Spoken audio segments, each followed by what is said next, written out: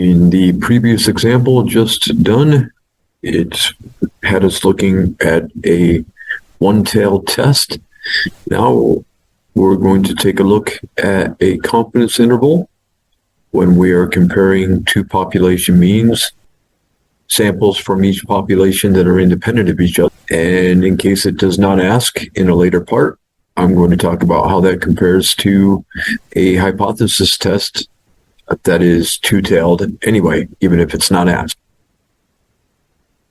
So this question, we're told that we have a random sample of 40 adults with no children that are under the age of 18 years, results in a mean daily leisure time of 5.05 hours with a standard deviation of 2.37 hours.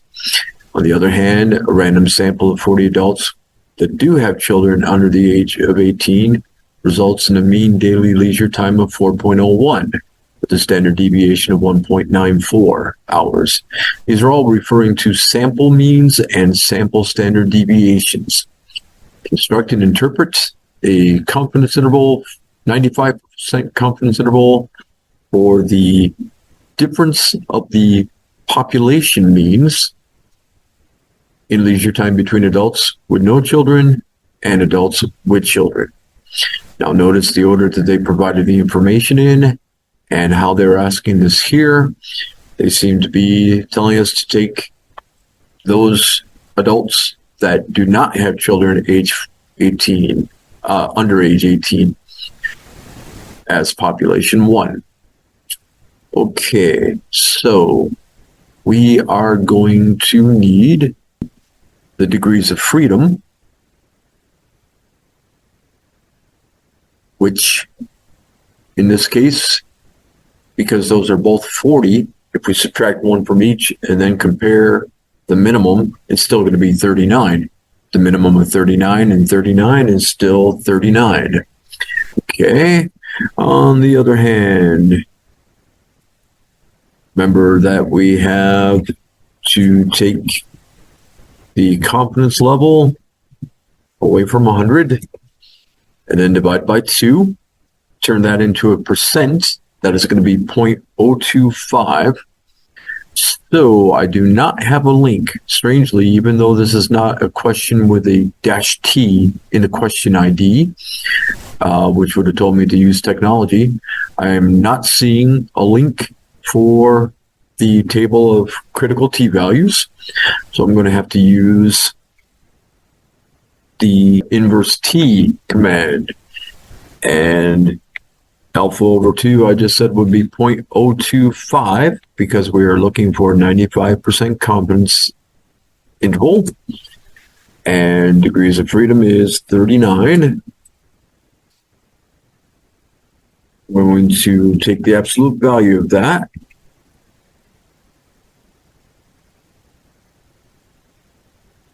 Let's do it this way. Here's the formula that we're going to be using, and I'm going to leave that up and fill in some things here.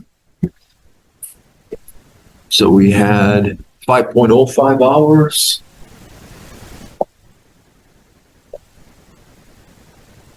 minus 4.01.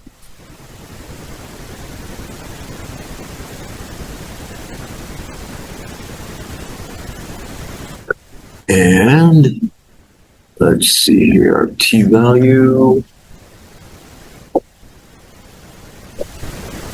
0226 90901. That times the square root of all of the following. Standard deviations of 2.37 and 1.94 respectively. Sample sizes were all 40, 2.37 and 1.9.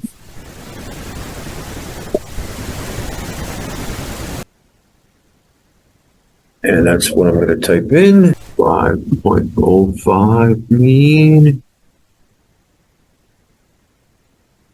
minus the 4.01 mean. I'm going to get my lower bound first. So critical value times our standard error. And that we had 2.37 squared divided by the sample size of 40 plus 1.94 squared divided by the sample size of 40. Close what's under the square root. Just type that. Let's see if I can get that in there. There we go. This should be my lower bound. And here's my upper bound. It rounded to 2 decimal places. So the first one would round down to 0.06.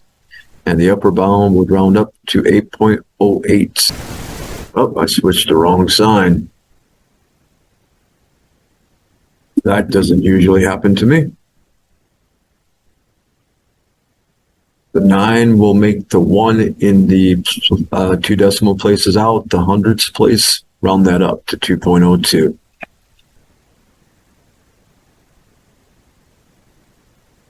Okay, continuing on. Interpretation. Since this was a 95% confidence interval, 95% confidence that the difference of the means from those two populations is in the interval. Now, if we did this for all simple random samples of size 40 from population 1 and size 40 from population 2, then we would have 95% out of all of those simple random samples that would have the true difference in population means within that interval. As for the second part, in a two-sided test, the null hypothesis would be that there is no difference, zero difference. And 0 is below this lower bound. So 0 is not in the interval. That should be enough to conclude that there is a significant difference in the number of leisure hours between these two populations. So next, we're actually going to do the test to see that this agrees with what we just concluded. In the hypothesis test, we take that same part here in the confidence interval formula.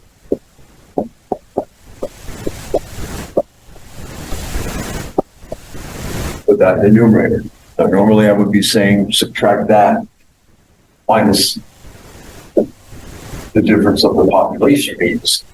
But we claim in these hypothesis tests about comparing two population means, getting independent samples from each population. The null hypothesis is that there is no difference, i.e. zero difference, and subtracting 0 is not going to change that. That's what our numerator is then. And that's going to be all over the standard error that we had right here.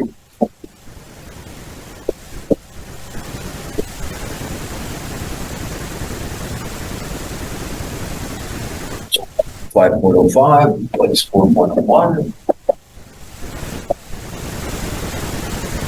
divided by this.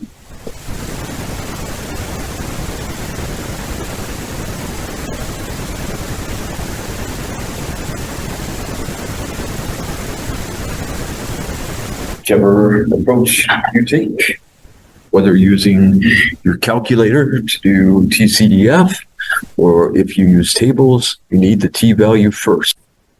So going to calculate that. That was 5.05 minus 4.01.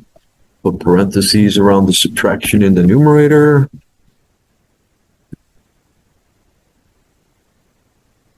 And then square roots in what we're dividing by. It starts off parentheses there, so everything that I'm typing now will be under that square roots till I close the parentheses.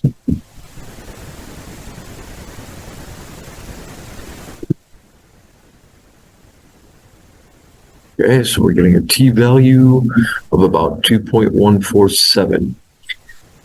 Since this is a two-tailed test, if I use TCDF, then here's what I would need to do 2 times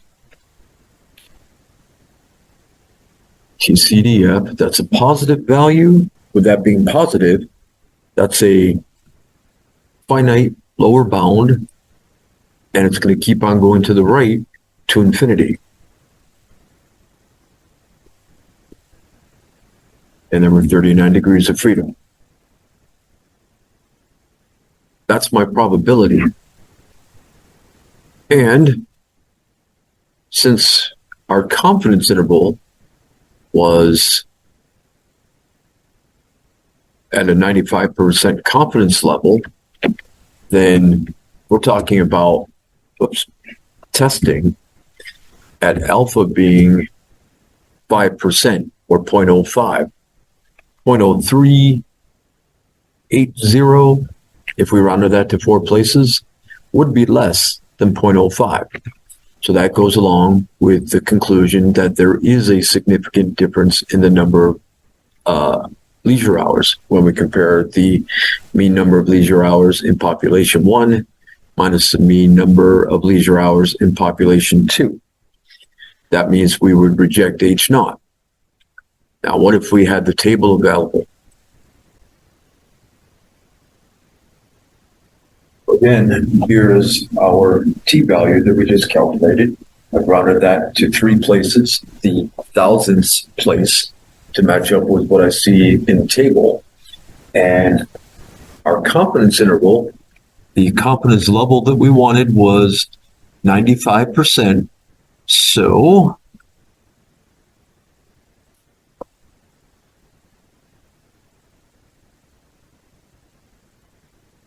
alpha would be 100% minus 95%.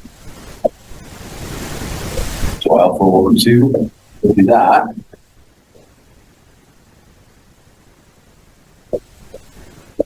.5%, which would convert to 0.025 as a pure decimal. Remember, confidence intervals are two-sided because of the plus minus, and we're talking about the two-sided test here. Then we're looking for, did we have a value so extreme for t that it would put us either in the top or the bottom? 2.5%, an area of 0.025 here, and an area of 0.025 here, for a total area of 0.05, i.e. 5%. We're assuming that the null hypothesis was true, that there is no difference, that there is zero difference, and seeing if we brought evidence against it.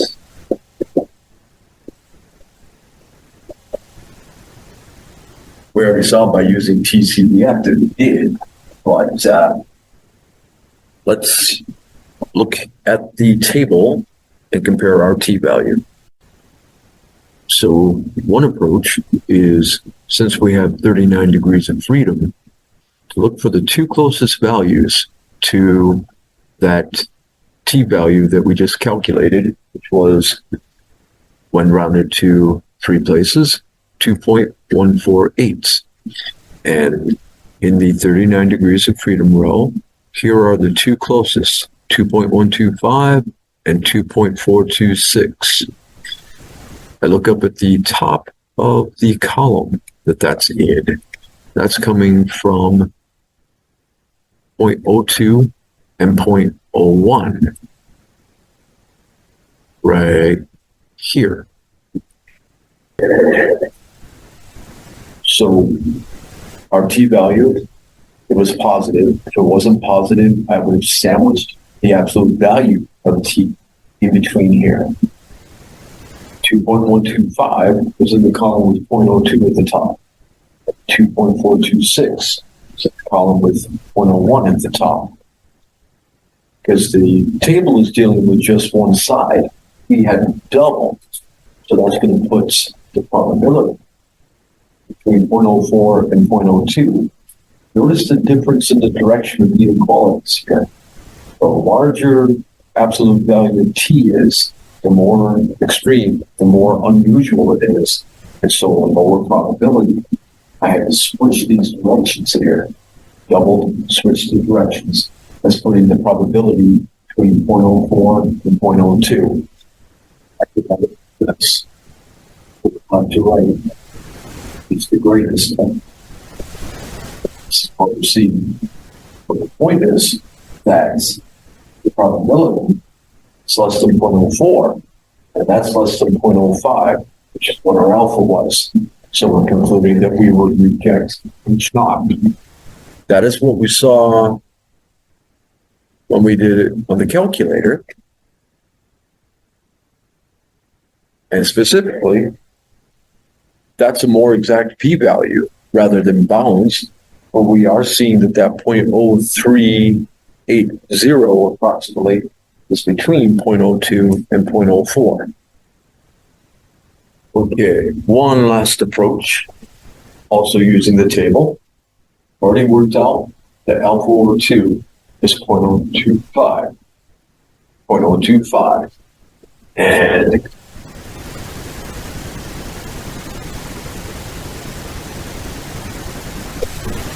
the t-value that we calculated was 2.148. So what we're wondering is that extremely far to the right? Is it unusual if, in fact, the null hypothesis is true? Are we getting into that top 0.025?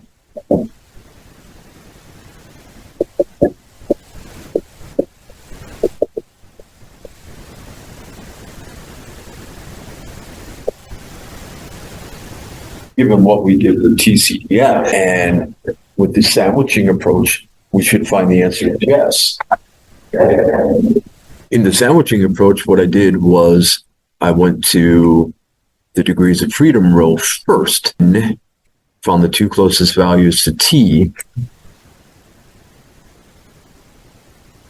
then looked at the associated probabilities at the top of the column. Whereas in this approach, we look for alpha over 2, first of all, and that's in this column, 0.025. I just filled that in. Then we go down to the 39 degrees of freedom row, and we're seeing a 2.023 there. So what's that telling us?